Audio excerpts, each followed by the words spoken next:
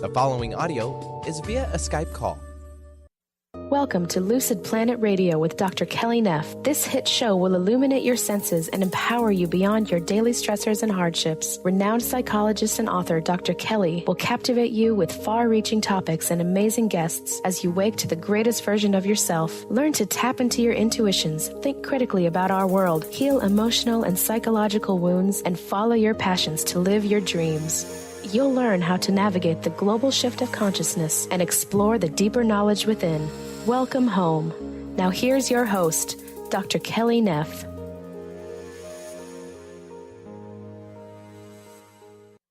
Hello, everyone. I am Dr. Kelly Neff, and you are listening to Lucid Planet Radio here on Transformation Talk Radio.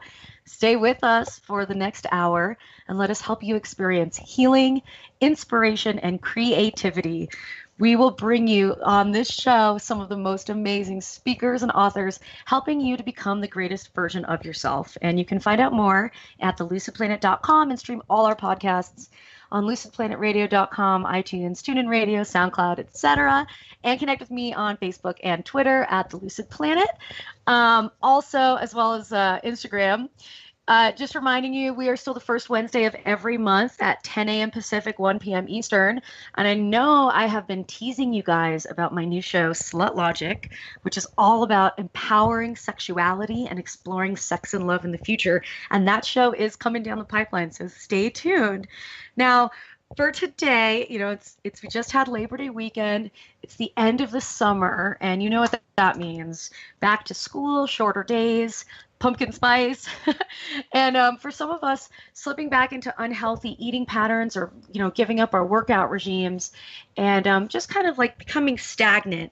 And that happens to me sometimes in the fall and winter. So today's show is really about something that can nourish your body this fall and really all year long, but also nourish your mind and your spirit. And of course, we're going to be talking about yoga. But if you think yoga is just about like doing an hour of working out and child's pose and downward dog and headstands, then you're really missing out on much, much more about yoga. And I am really excited today to introduce Sindy Warren, who has a brand new book out called Radiate, Using the Practice of Yoga to Cultivate Your Inner Shine. And what she has done in this book is she has gone through and kind of updated and translated the originally Sanskrit Yoga Sutras for us to understand today. And so we're going to talk about more of the spiritual roots of yoga and the 8 limbs of yoga and how you can use them to not only enhance your body through yoga, but also your mind. Sindy's a lawyer by trade, but she's a yoga teacher by passion, and she wants to make the entire system of yoga accessible to individuals who are looking for more satisfying and rewarding lives. So this is really interesting to me, and I'm delighted to welcome Sindy to the show. Hi, Sindy. Hi, Dr. Kelly. It's such a pleasure to be here. Oh, thank you so much. It's a pleasure to have you on. I'm really curious to hear your story because, yogi lawyer is not a combination maybe one typically comes across. How did this start? When did you start practicing yoga? About 15 or 16 years ago. And I was I graduated from law school in 96, I believe it was. So I was well into my career as a lawyer. And I've always been someone who loves working out. And true confession, in the 80s and 90s, I taught step aerobics. Oh my gosh. Did you wear a leotard and leg warmers? I'm so embarrassed. Not the leg warmers, but I did own a few leotards. It's quite embarrassing. That's back in now, so it's cool. We're not judging you. Okay, it's cool again. Awesome. So I first came to yoga because I kept hearing about what a great workout it is. Absolutely. And it is, that is true. But I quickly became almost addicted to how I felt during and even more importantly after yoga. I just felt not just calm, but also energized. I felt more clear-headed. I felt more kind and loving towards myself and others. And I started to think to myself, there's something more here than just what we're doing physically as we move from pose to pose.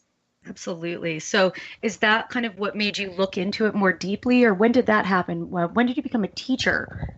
Not for well over a decade into practicing. I really was just a kind of a voracious student of the practice for many years, loved to read about yoga as well as meditation and the underlying philosophies, practiced a lot, studied a lot, and then eventually decided to do a teacher training, my initial teacher training, really only as a way to go deeper into my own practice. Because even after a decade plus of practicing and studying, I knew there was so much more to learn.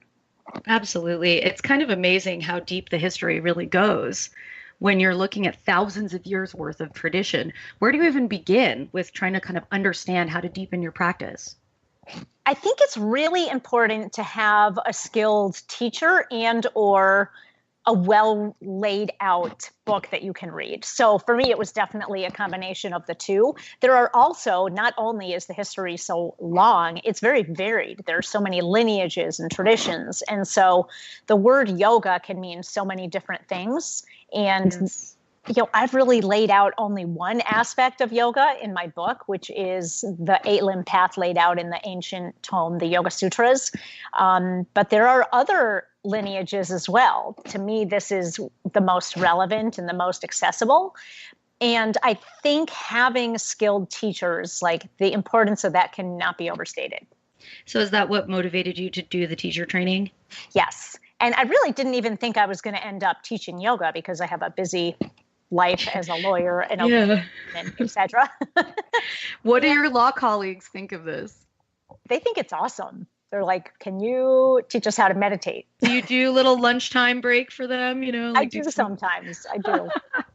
I love that. That's amazing. You're on the front lines, Right. Front lines for change. So you became very passionate about it. You decided you wanted to teach it. You realized the importance of teaching it. And then that led you to wanting to write this book about the ancient Yoga Sutras. Why those sutras in particular? I use the sutras and the 8-limb path laid out in them as my own guide for my own personal and spiritual journey. And I see how much they have impacted my life in such a positive and meaningful way. And I continued to be struck by how few students and even fellow teachers knew about the philosophy of yoga. So you can spend your entire life practicing and or studying and or teaching just asana, which is the physical practice of yoga. But that's only one of 8 limbs. So I really try and in my own classes sprinkle in the deeper teachings, because what makes yoga special is not just what happens in the classroom or on the yoga mat, but how we take that into our lives. And I wanted to find a way to have a bigger reach to spread that message. I think that's really awesome, because for me, at least, that's been one of my biggest struggles lately when I go to classes, particularly out here in Colorado, like in Boulder and in Denver. It's like a fitness cult sometimes. Yeah. Right. And everyone first of all, it's a multi-billion-dollar industry now, which is strange if you think about it, because this is something that's been kind of freely given to the people who wanted to learn it. So what are your thoughts on that? How yoga has been kind of conceived in the West? Is this a natural progression of what happens when these ideas from the East are introduced into Western philosophy? Or is this just, people's natural inclination to want to be, competitive and work out hard against each other and have the right Lululemon clothes and, all that? Like, you must have some interesting thoughts on that. That's such a great and loaded question. I do It is, sorry. You translate a tradition from, as yoga has been, as you said, from East to West, there's going to be some change, some morphing. And that's okay, because you want to accommodate the culture you're in. However, do I think that yoga has become over commercialized and over westernized? Absolutely. So a lot of the spiritual underpinnings of it have been lost for most practitioners, not all. And there are yoga teachers and there are yoga studios out there that are very focused on what is truly yoga and how you can apply this ancient philosophy and practice into your lives today, and why should you, to be of service, to make the world a better place, etc. But yeah, I think it's something that those of us who are very passionate about spreading the deeper parts of yoga run up against a lot, because what we see on social media is the glamorization of hitting a beautiful posture, even if you're not a kind person. Like, it's an inward journey as much as it's about more than it's about postural prowess. I love that. Yeah, media doesn't capture that so well. No, and everything's for sale nowadays in the age of information. Everything is and there's a lot of doing that. Like, I want the perfect headstand so I can show it off and let everybody know I have the perfect headstand. When really it has nothing to do with really the point of all this is to make you more balanced inside. That headstand is reflecting your own inner balance. It's kind of how I like to see it. That's so well said. I love that. Oh, thank you. So I wanted to ask you, before we get into the nuts and bolts of Radiate, these 8 paths, or the 8 legs, if you will, do you have an affinity for a certain school of yoga in the sense of, whether it's Iyengar or Bikram or hot yoga or whatever? And have you ever gone traveling to places to kind of learn more about the specific way that they do it, where it had originated, like in India? So I've not been to India, although I have studied with a lot of teachers who have studied with India or in India with different gurus and such. So there's not one lineage that I am drawn to.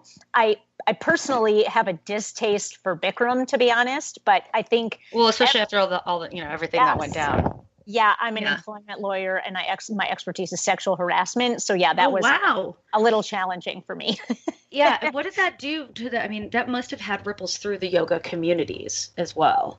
I think it had a huge ripple through the Bikram community. Yeah, but that's not a community I've ever been immersed in because I don't actually care for that physical practice for a variety of reasons. I don't like the intense heat and the long held poses and the locking out the joints. It's just not my preferred style of yoga. But I think, like you mentioned, Iyengar, he contributed so much to the world of yoga. There are so many amazing originators of the practice, or people that first brought it to the West after studying with, people who were more on the front lines in India. What I teach is like a vinyasa style, alignment based physical practice. And personally, I still love a good hot, powerful flow, not 105 degrees hot, but more like mid. I like 90 degrees. Yeah, that's about as high as I'll go. Oh, I'm not going higher than 90. I'm right there with you.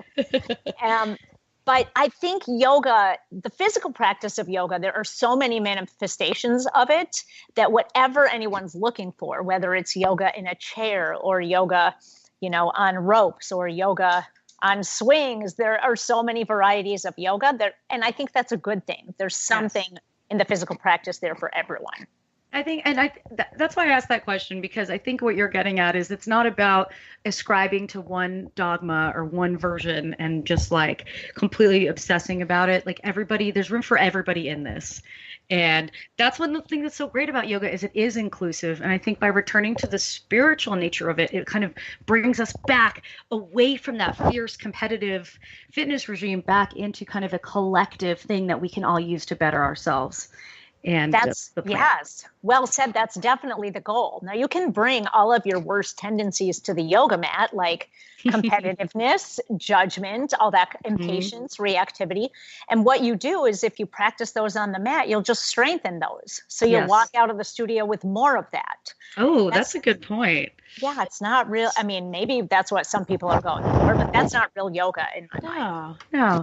Well, we're going to take a quick break here. And when we come back, Sindy Warren is going to talk with us about the 8 spiritual limbs of yoga based on the ancient Yoga Sutras. And we're going to get deeper into this topic. And I'm really excited to hear about it. So stay with us and we'll be right back after the break here on Lucid Planet Radio.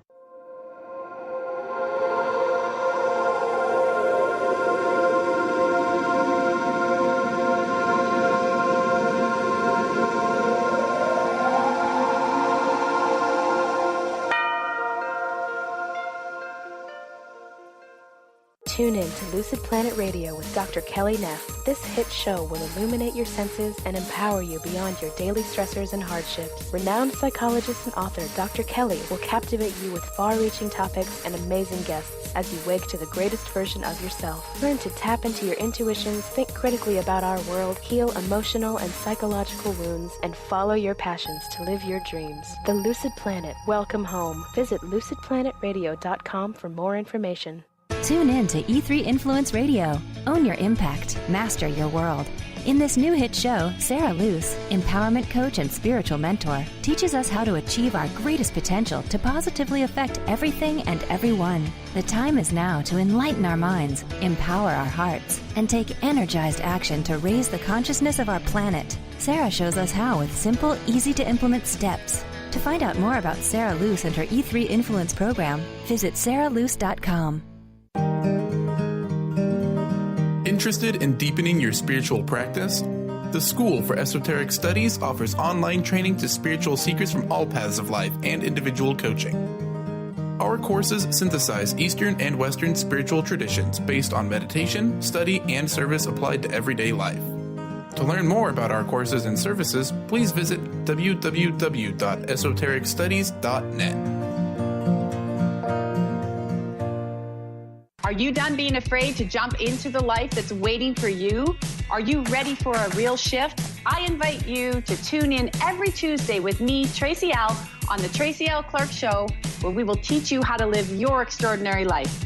At 8 a.m. Pacific on Transformation Talk Radio, where I will provide the tools and the steps needed to help you transcend perceived limitations and move forward with an extraordinary life. For more information, visit me at tracylclark.com. To see your life from an angel's perspective, book a personal consultation with Claire Candy Huff, angelic walk-in angel Ariel at Angel Healing House. Candy provides intuitive counseling, Reiki, and angel readings in person in Los Angeles or nationally and internationally via phone or Skype. She will channel the practical tools you need to transform your life. Call now 831-277-3716 or visit angelhealinghouse.com. Demystifying the journey on From Here to There Radio with your host, Diane Garris. Tune in every third Wednesday, 4 p.m. Pacific Time on TransformationTalkRadio.com as Diane helps you get from where you are now to the life you envision. Get ready to get unstuck and move forward. Every show features a new special segment, New Age Notes, demystifying hot metaphysical topics of the day. For more information or to work with Diane, visit DianeGarris.com.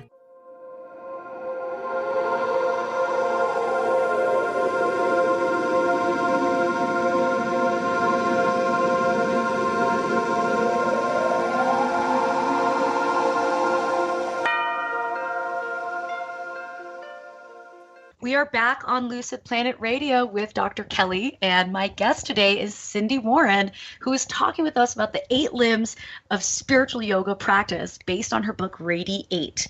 But before we continue, I just want to make sure, Sindy, that everyone knows how to contact you to find out about your books and your yoga training and all that good stuff.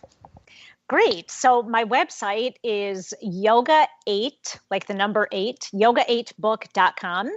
Perfect. And my book, Radiate by Sindy Warren, is on Amazon. And I am also on Facebook and Instagram under my name, Sindy Warren. That's Sindy with an S. And I love connecting with anyone who wants to talk yoga. Awesome. And it is fun to talk yoga. I was really excited to see this book, and it's not a long book. It took me only a couple hours to read. And I think that's what we need, is just something accessible that starts a dialogue. And it was very thought-provoking for me, too. And I wanted to ask you, talking about the book, who did you design this book for? Practitioners of yoga that don't know there's more than the physical practice. Also for yogis who know there's more and want to learn more in an accessible way. It's almost like a philosophy for non-philosophers. And also people that keep hearing about yoga and are curious about it and think, oh, I have to be flexible or I have to be this or that. And I wanted to debunk that myth as well. Awesome. Because that is, I mean, my partner, he is the least flexible person ever. And for a while he hated yoga and just refused to do it because he felt embarrassed going out in public and then everyone seeing that he couldn't even do downward dog. And eventually he started practicing, which was really cool, and got a little bit more flexible. But B, he realized it didn't matter. Because it doesn't really matter. And, anyone who's going to make fun of you for not being flexible at yoga class, again, that kind of goes against the whole point of why we're doing this. Absolutely. It's not a competition or a show off. And the more inflexible you are, the more reason you have to do yoga. Exactly. And it's like life though, we're always trying to overcome obstacles and better ourselves. And if we don't try, then we'll never actually know. Like success is built off the back of failure is what I always tell myself. Oh, I like that. Oh, Absolutely. so I want to ask you, these 8 limbs of yoga, we know asanas, that's the most common one, but I would love for you to share with us a little bit about what are the other 7 limbs and how do they play in to people's potential yoga practices in the future? Absolutely. The first of the 8 limbs is called the yamas, which means, the yamas are ethical constraints. There are 5 of them, and they really relate to how we operate in the world. And the second, and I'll talk more about the yamas, but first let me lay out the second of the 8 limbs is called niyamas. And similarly, there are 5 ethical constraints, but these constraints concern themselves with our relationship to ourselves. So for example, the main ethical tenet of all of yoga is called ahimsa, which means nonviolence or non-harming. And that's yama number 1. And the idea is that this ideal underlies everything in the yoga practice, all of the other yamas, all of the niyamas, and everything else. So it really requires the practitioner to have a deeper understanding of what does that mean to be nonviolent in the world, or non-harming. It doesn't mean you check the box because you're not a murderer. It requires a little more insight than that, and can even apply, and I talk in the book about how much I think it should apply to how we treat ourselves. Absolutely. So basically self-love. Self-love is so important. And I think it can be misunderstood. Self-love doesn't mean selfishness. It doesn't mean being narcissistic or having a big ego. It's actually the opposite of that. It's like having a gentle attitude toward yourself. And I know in my own personal journey, it wasn't until I could really develop that gentle attitude toward myself that I could become better and move away from even destructive patterns and things of that nature. So you were probably a pretty work hard, play hard, Stanford law degree, doing your thing. You were probably put a lot of pressure on yourself, right? And absolutely. Did this mindset help you? The mindset of work hard, play hard helped me in my academic and professional life. It didn't help me in my inner life.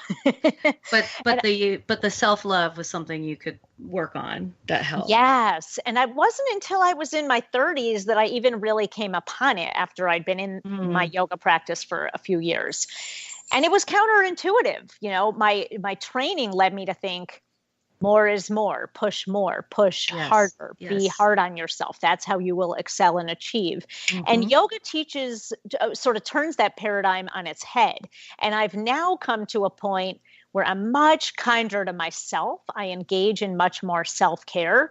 And if anything, I'm more productive and achieve more. And how I define those terms has changed a lot as I've gotten older.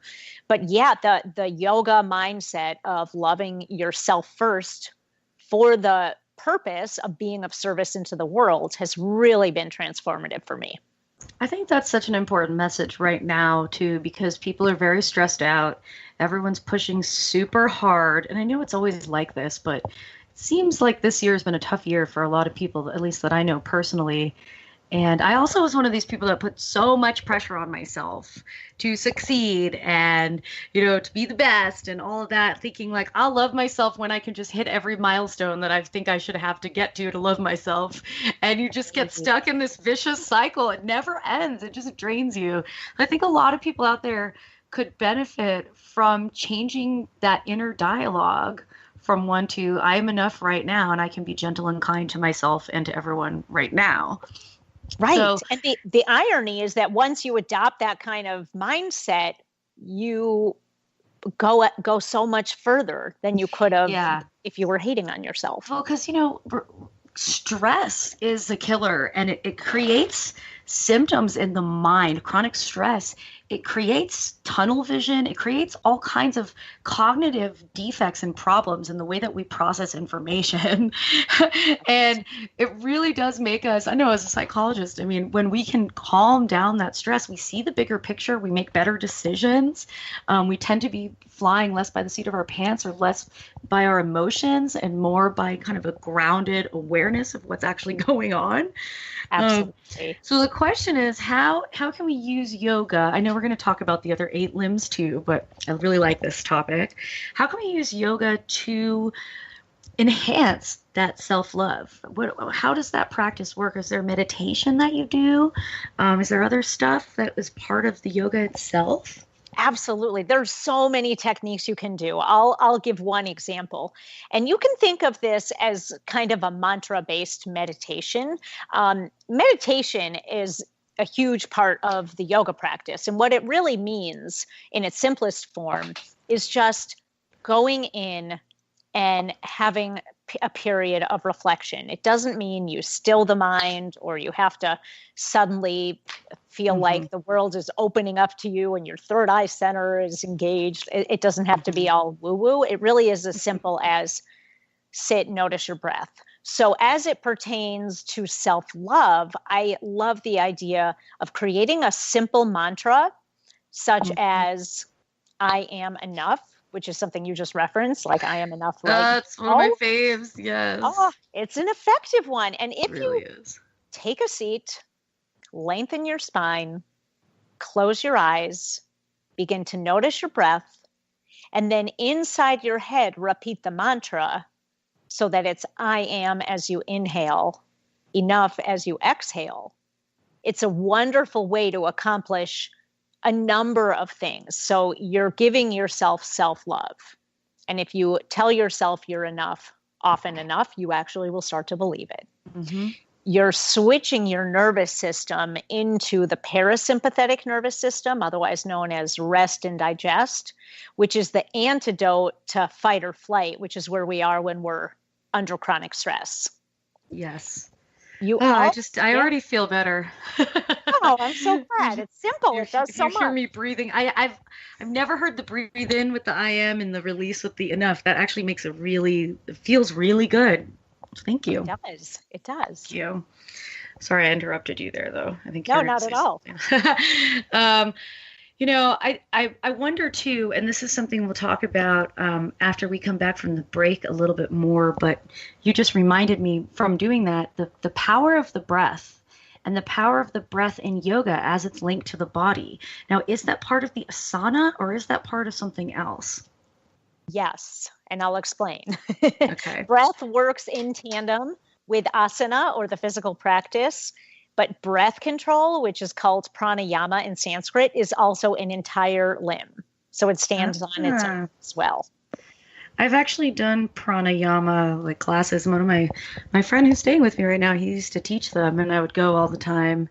And there is a lot of interesting stuff with pranayama. I mean, you can literally get so high, you can leave your body. You can have all kinds of crazy experiences and hallucinations, and it makes you or you can just feel really relaxed. Yes, yeah.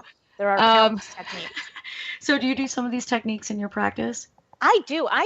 So first, when it comes to the physical practice, the thing that sets yoga apart from any other form of movement is the breath work. So you cultivate a certain kind of breath, typically called ujjayi, and it's a heat-building breath that also draws the focus inward because yoga is an internal experience. Ideally, we're doing it in community or in a community setting, but it's a way of going inward, and the breath helps draw us in. So when we move through the practice, we coordinate our movements with our breath. For example, inhale, step your foot forward, exhale, plant your hands, downward facing dog, etc. There you go. But I also do breath work as either right before or right after my my daily meditation practice. I'll do a little bit of pranayama.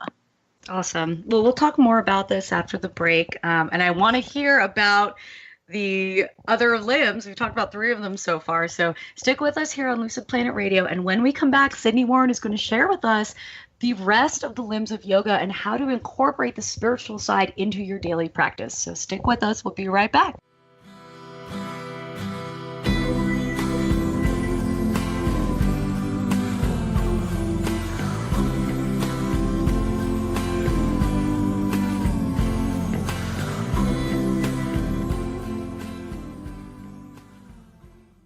Tune in to Lucid Planet Radio with Dr. Kelly Neff. This hit show will illuminate your senses and empower you beyond your daily stressors and hardships. Renowned psychologist and author Dr. Kelly will captivate you with far-reaching topics and amazing guests as you wake to the greatest version of yourself. Learn to tap into your intuitions, think critically about our world, heal emotional and psychological wounds, and follow your passions to live your dreams. The Lucid Planet. Welcome home. Visit lucidplanetradio.com for more information.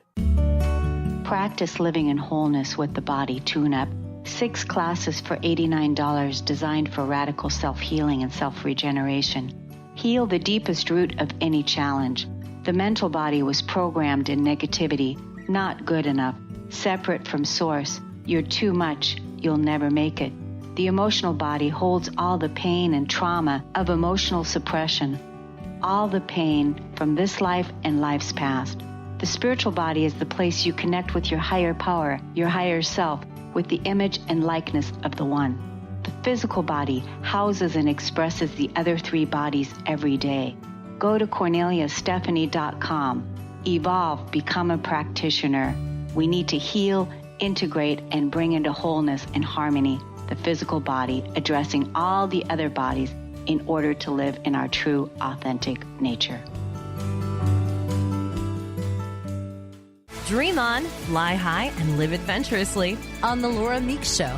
Tune in each month on Transformation Talk Radio as host Laura Meeks guides you in finding your unique gifts and bringing them to life. As a certified life coach, speaker, and veteran bomber pilot for the U.S. Air Force, Laura knows how to follow a dream. She is ready to support you so you can dream on, fly high, and live adventurously. For more information on Laura and her work, visit flyhighliving.com. Stay juicy. Tune in to Your Juicy Love with me, Una Drake, co-hosting monthly with Dr. Pat, and every second Monday at 12 p.m. on Transformation Talk Radio. My show, Your Juicy Love, helps you find the dynamic, life-affirming love you've always wanted. Transform your relationships and bring peace, joy, and juicy, juicy love to planet Earth. For more information, visit unadrake.com. Are you ready to attract abundance, release stress, look and feel younger, all from your smartphone? Get Pure Light, a free mobile app with audios that transmit powerful frequencies to shift anything in your life. Created by some of the world's top energy healers, these audios have created miracles, often quickly. Enjoy the latest in conscious technology and download Pure Light today. To find out more, visit purelightaudio.com.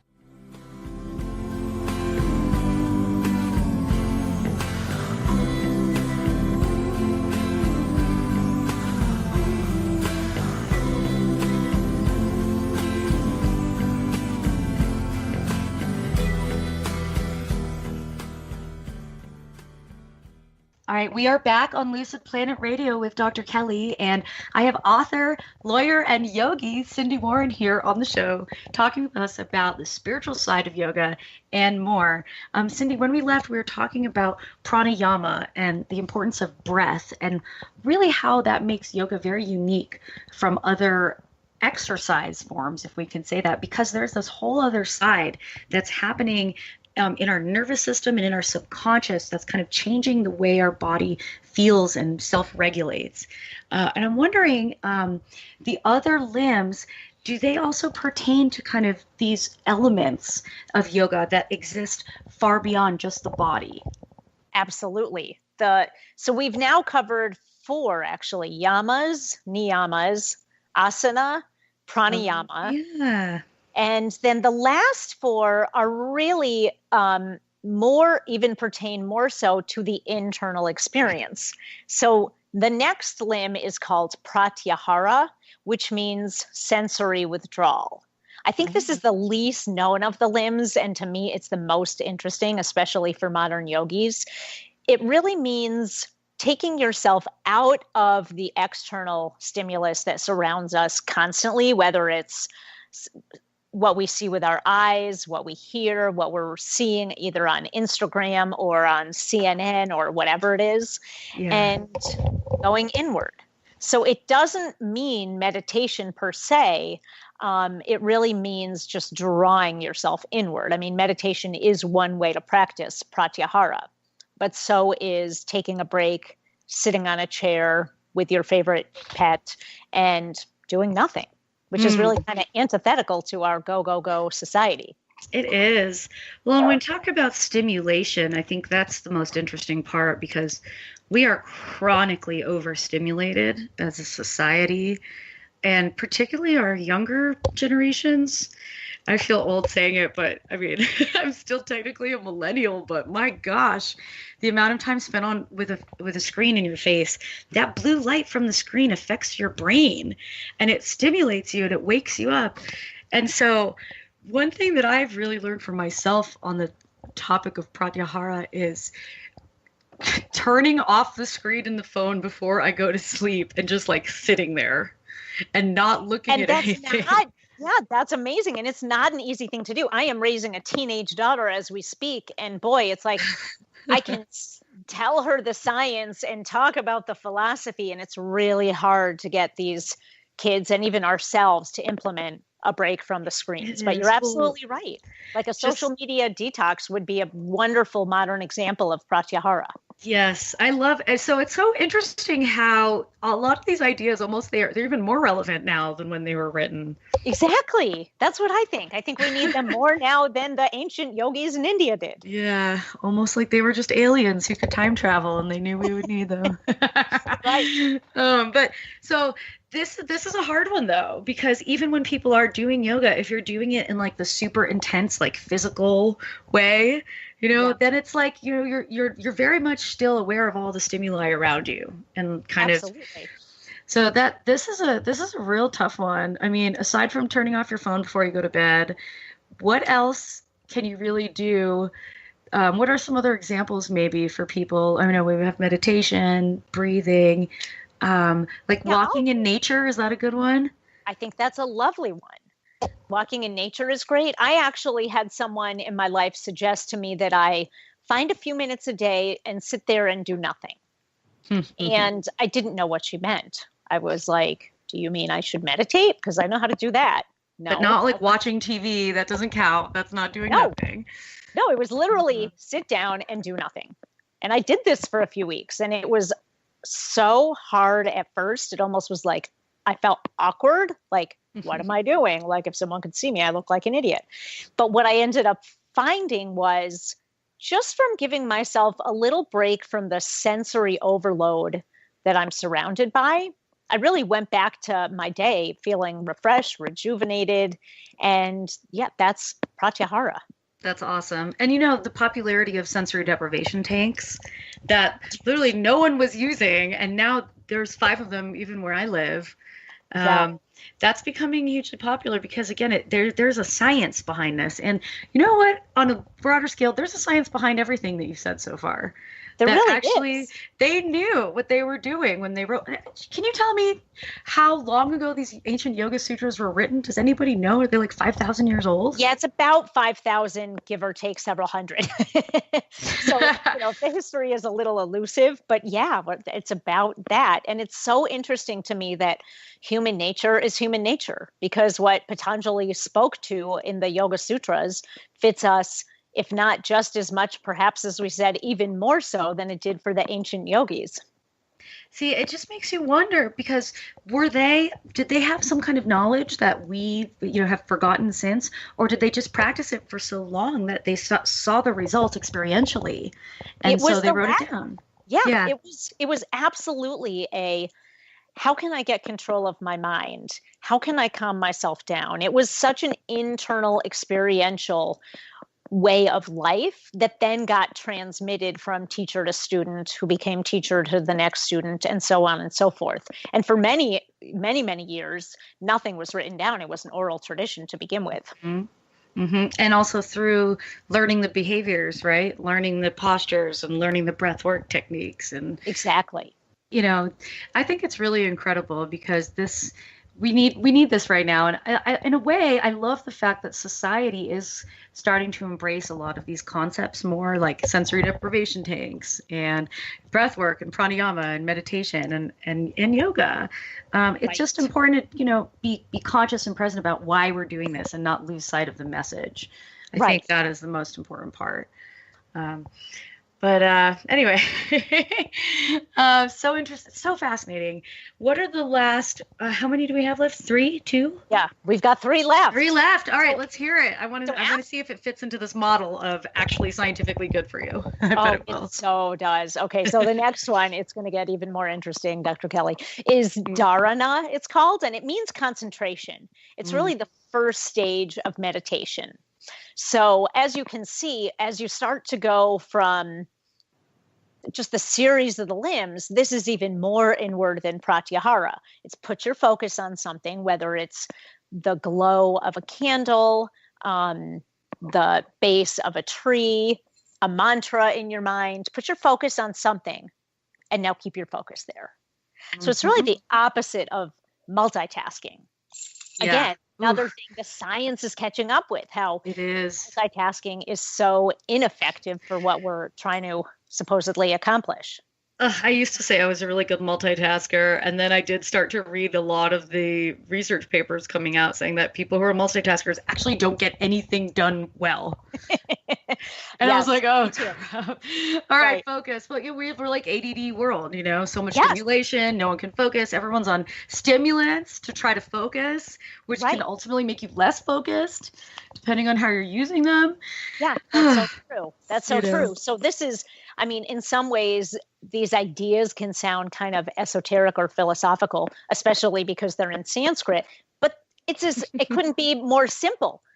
Put your mind on something and keep it there. And then when it wanders, because it will, because that's how the mind works, just gently bring it back and start again. Bring it back, and start again. I know a lot of people are very afraid of meditation. I was one of them years and years ago before I really knew what it was. I said, I can't sit still like that. I can't meditate.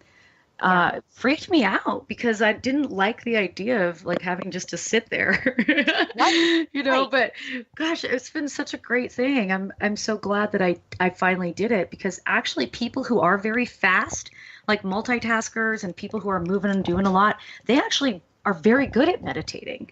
Right. It's just that they never try.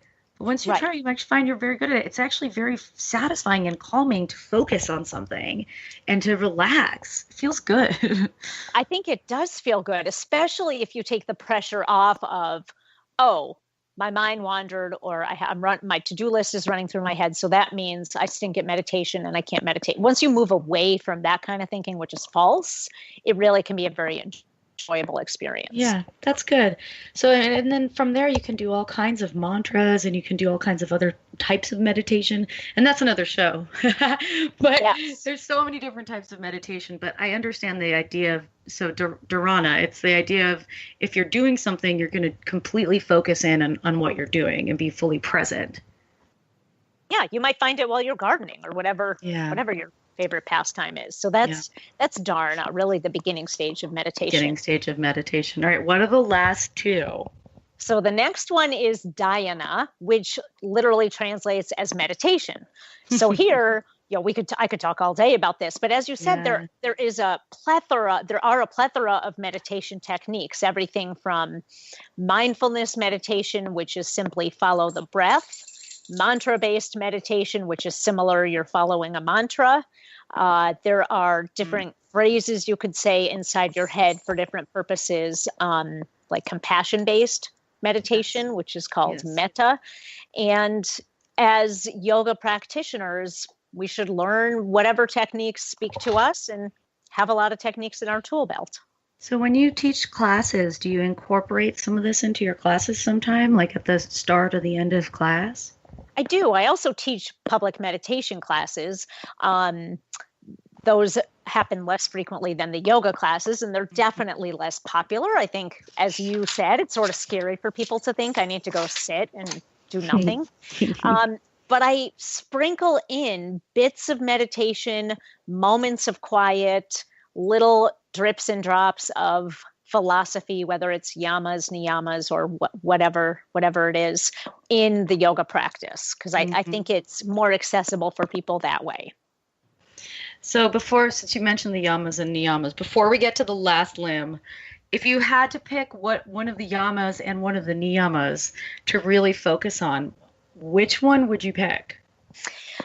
So I spent some time talking about ahimsa, and I do think that's the most important of all the yamas and niyamas. But one of the niyamas that really speaks to me, and I think is such an important of the journey, is called svadhyaya, and it means self-study. So there's a part of the yoga practice where we become observers to our own internal experiences. And, for example, we were talking earlier as it relates to ahimsa about the way we talk to ourselves in our heads.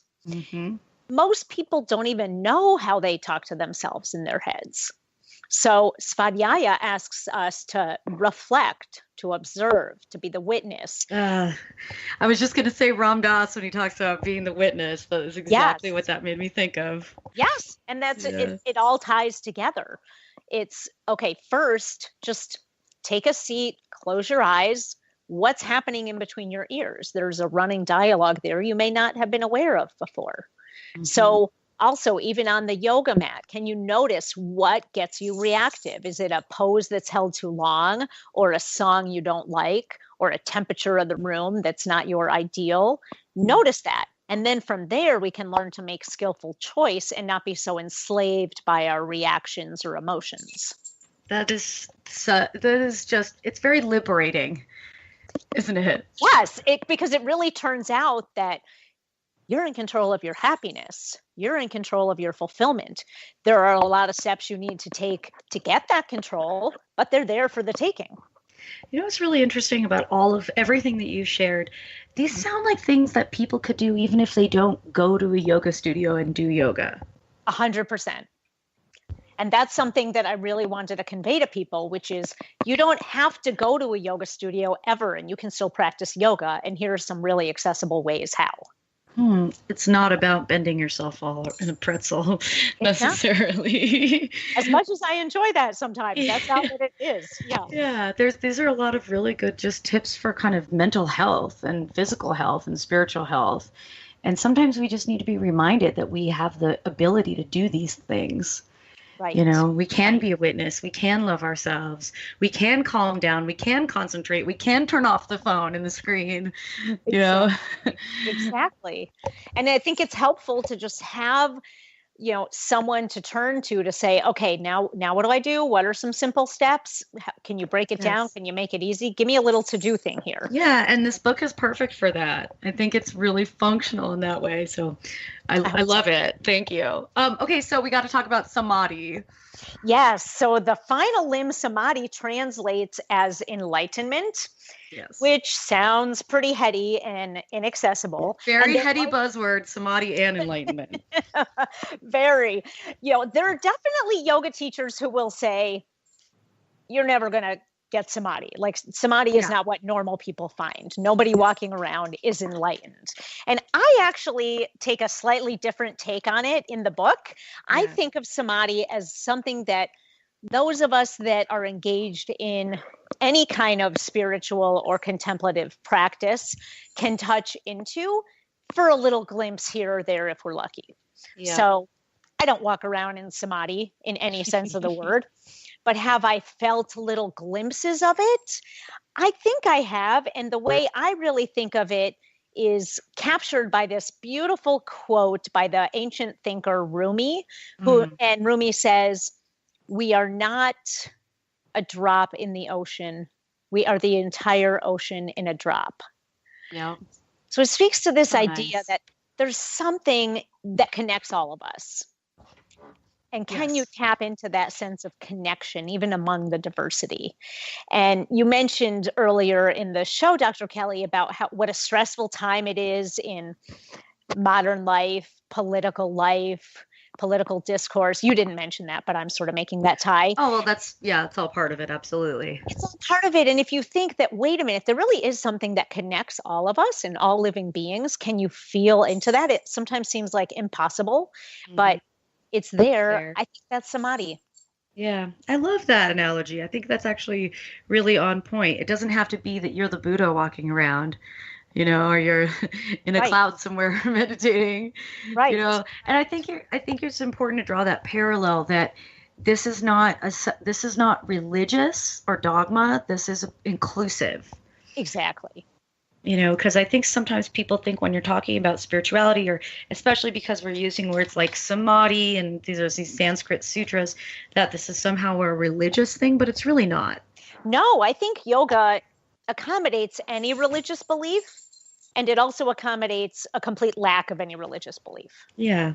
And that's what we need right now when we're talking about being able to connect to this like higher consciousness that we all share as living beings on the planet in this time of turmoil and stress. Like what we need is something that unites us, that doesn't divide us. Right. And exactly. I definitely agree that all of these beliefs and ideas that you've put forward are essential for us maintaining our mental health and our well-being and our connections with people, and to feel happy and balanced and do the most for the world. So I really appreciate you sharing this. We only have a few minutes left. I am wondering, well, why don't I just ask you this? What has been the greatest benefit to practicing yoga as well as the spiritual parts of yoga in your own life? Part of it is definitely the connection I've made with other people. I feel like I've created very deep connections and friendships with people who walk this path with me, in whatever capacity they walk it, whether it's the physical practice or meditation or reading and talking about yoga-related books. That's been something that's made my life really special. And then if I think about the more inward journey, I know that I have become a less reactive, more loving person, first to myself, and that's enabled me to bring that to all my relationships. And I think that has been transformative for me, especially growing up as a type A, achievement-oriented, go, go, go kind of person. The softening that yoga has given me has made my life, and I think the life of the people I live with, a lot more pleasant. Oh man, I completely feel that. I think that there's a lot of good things in here that everybody can benefit from, and that's definitely one of them, because we don't want to go through life being reactive and hard. We want to be soft and loving. We just have there's just a lot going on, a lot of stimulation to work through.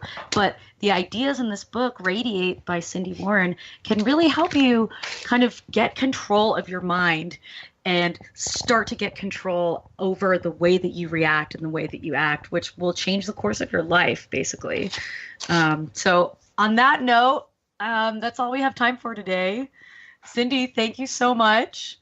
Dr. Kelly, it's been such an honor. Thank you so much. It's been really lovely to have you on the show. I had a wonderful time. And remember, Lucid Planet Radio is on first Wednesday of every month at 10 a.m. Pacific, 1 p.m. Eastern, and you can find us on lucidplanetradio.com. Light and love. I hope this has helped you guys, and let's all integrate these practices as we move forward.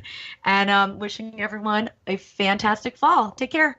You've been listening to the hit show Lucid Planet Radio with renowned psychologist and author Dr. Kelly Neff. Tune in as we illuminate your senses and empower you beyond your daily stressors and hardships. This hit show will captivate you with far-reaching topics and amazing guests as you wake up to the greatest version of yourself. Learn how to navigate the global shift of consciousness as you explore the deeper knowledge, passion, and purpose within. Visit lucidplanetradio.com for upcoming show topics and to contact Dr. Kelly.